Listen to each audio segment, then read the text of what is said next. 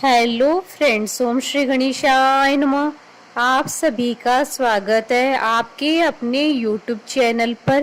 Friends, आज हम आपको इस वीडियो में बताने जा रहे हैं वट सावित्री व्रत की शुभ मुहूर्त, पूजा विधि, पूजा सामग्री, पौराणिक व्रत कथा, जिसको सुनने मात्र से ही होगी अखंड सौभाग्य की प्राप्ति और संतान की लंबी आयु, और वट सावित्री व्रत के महत्व के बारे में। फ्रेंड्स, वीडियो शुरू करने से पहले आपसे रिक्वेस्ट है, अगर आप हमारे चैनल पर नए हैं और आपने अभी तक चैनल को सब्सक्राइब नहीं किया है तो प्लीज सब्सक्राइब कीजिएगा चैनल को, साथ ही प्रेस कीजिएगा बेल आइकन को, जिससे नए वीडियो से रिलेटेड नोटिफिकेशन आपको तुरंत प्राप्त हो सके। और वीडियो पसंद आने पर वीडियो को लाइक और शेयर जरूर कीजिएगा, ताकि सभी भक्तों को इस वीडियो का लाभ प्राप्त हो सके।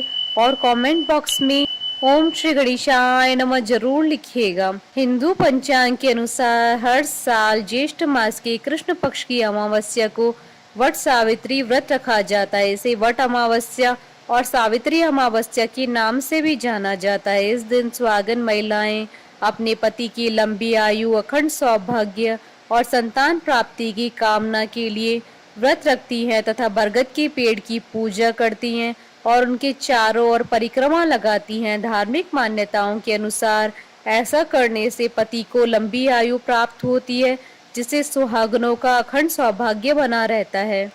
इस दिन सुहागन महिलाएं वट वृक्ष की पूजा करती हैं तथा बरगद के वृक्ष की 7, 11, 21, 51 या 101 आदि सामर्थ्य के अनुसार परिक्रमा करती है और 7 बार कच्चा सूत लपेटती हैं। पुराणों के अनुसार वट वृक्ष में ब्रह्मा, विष्णु और महेश तीनों का वास होता है। वट सावित्री व्रत में वट और सावित्री दोनों का एक खास महत्व माना गया है। पीपल की तरह ही वट या बरगद वृक्ष का भी विशेष महत्व होता है। ऐसी मान्यता है कि वट वृक्ष के नीचे बैठकर ही सावित्री ने अपने पति सत्यवान को दोबारा जीवित कर लिया था। दूसरी कथा के अनुसार मार्कंडे ऋषि को भगवान शिव के वरदान से वट वृक्ष के पत्ते में पैर का अंगूठा चूसते हुए बाल मुकुंद के दर्शन हुए थे। तभी से वट वृक्ष की पूजा की जाती है।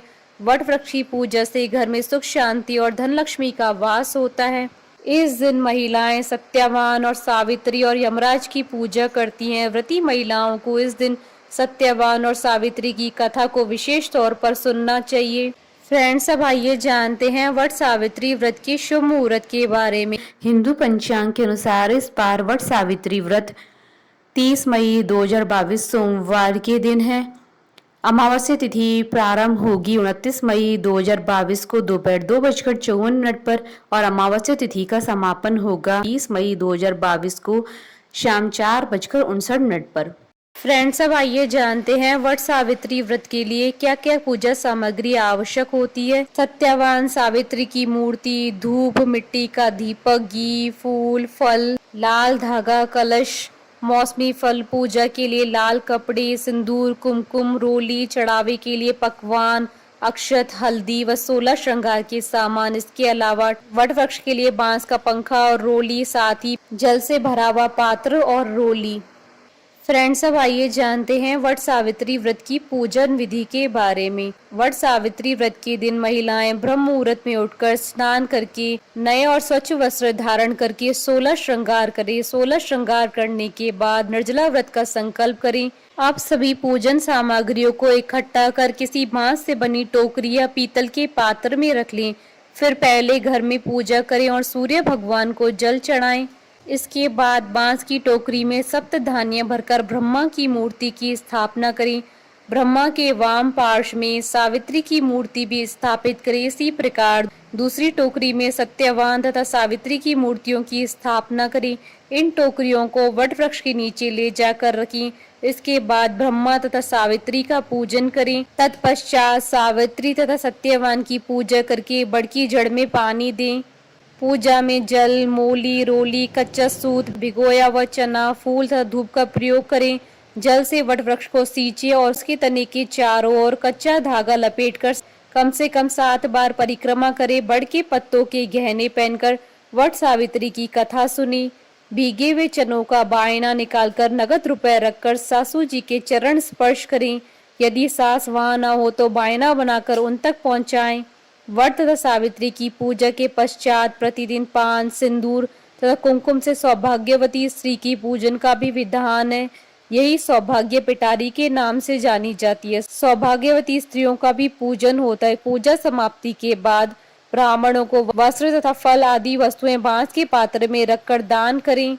वट वृक्ष का पूजन समाप्त होने के बाद आप अपने घर आकर पति को बांस का पंखा झेलें और उन्हें पानी पिलाएं। पति को पानी पिलाने के बाद आप अगले दिन 11 चने और वट वृक्ष की लाल रंग की कली को पानी से निकलकर अपना व्रत संपन्न करें। फ्रेंड्स, अब आइए आरंभ करें वट सावित्री व्रत की पौराणिक कथा। भद्र देश के एक राजा थे जिनका नाम अशुपति था। भद्र देश के राजा अशुपति के कोई संतान न थी। उन्होंने संतान की प्राप्ति के लिए मंत्रोच्चारण के साथ प्रतिदिन 1,00,000 आहुतियां दी। 18 वर्षों तक यह क्रम जारी रहा।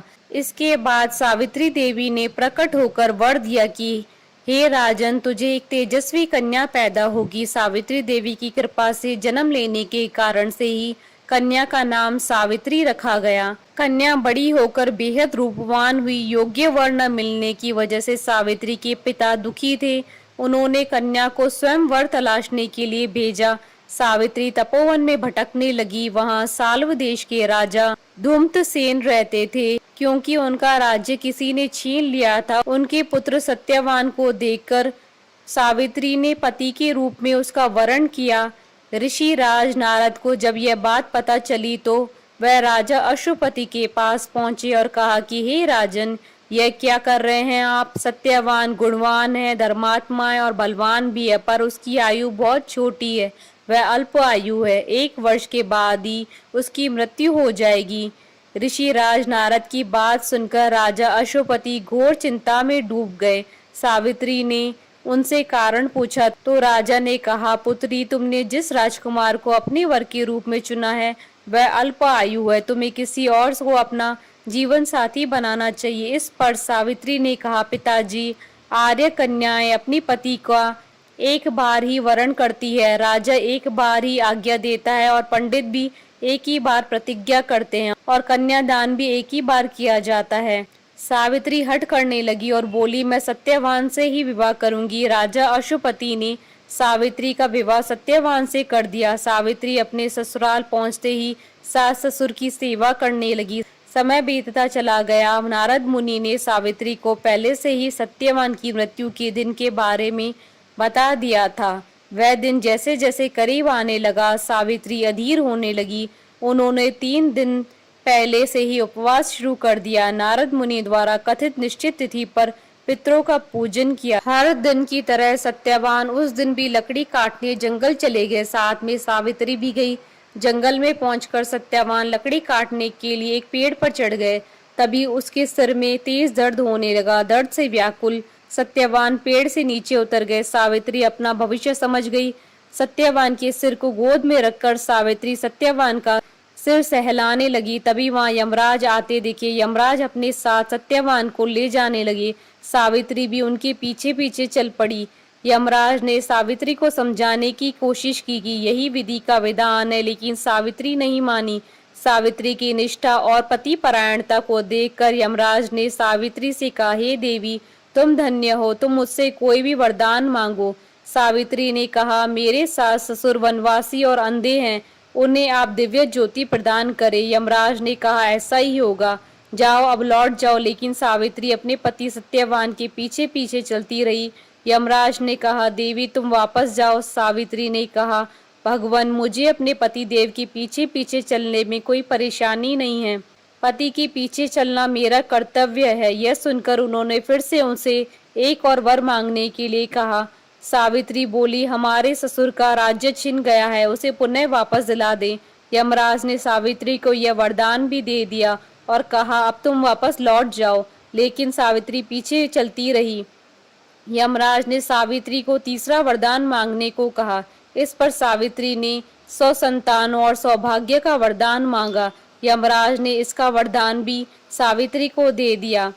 सावित्री ने यमराज से कहा कि प्रभु, मैं एक पतिव्रता पत्नी और आपने मुझे पुत्रवती होने का आशीर्वाद दिया। यह सुनकर यमराज को सत्यवान के प्राण छोड़ने पड़े। यमराज अंतर्ध्यान हो गए और सावित्री उसी वट वृक्ष के पास आ गई जहाँ उसके पति का मृत शरीर पड़ा था। सत्यवान जीवित हो गया और दोनों खुशी खुशी अपने राज्य की ओर चल पड़े।